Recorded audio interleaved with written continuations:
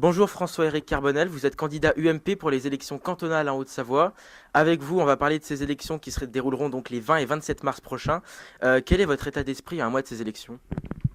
Bah, écoutez, déjà très motivé pour ces élections, puisque c'est la première fois que je suis candidat aux élections cantonales. J'ai déjà participé à plusieurs élections, puisque je suis le député suppléant de Bernard Accoyer. Je suis également conseiller municipal à Sillingy et également conseiller régional depuis un an. Donc le fait de participer à des élections n'est pas une nouveauté, mais à une élection cantonale, en revanche, c'est quelque chose de tout nouveau et je suis particulièrement motivé parce que le candidat sortant est un candidat est le seul candidat socialiste sur les 17 cantons qui sont renouvelables. Et comme je ne suis pas, bien entendu, de sa sensibilité politique, je pense que la confrontation d'idées est nécessaire en démocratie et que ça permettra aux électeurs de juger et en définitive de choisir.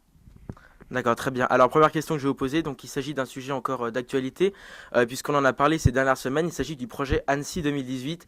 Est-ce que l'UMP en Haute-Savoie appuie ce projet?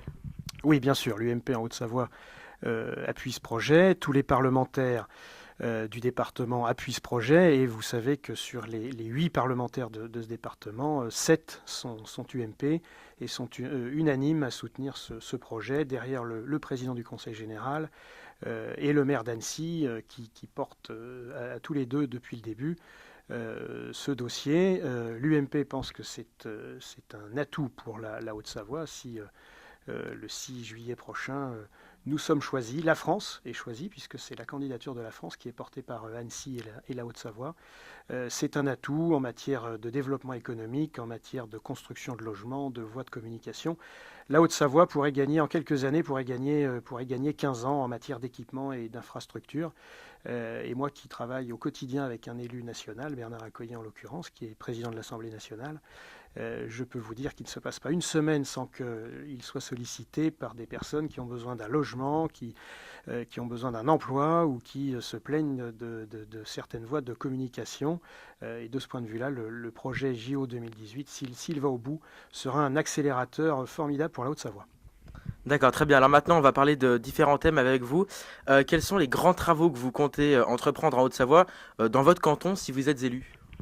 Alors le principal dossier qui me préoccupe pour le canton d'Annecy Nord-Ouest où je suis candidat, c'est le doublement de la voie de la départementale 1508 entre Annecy et la banne de Sillingy.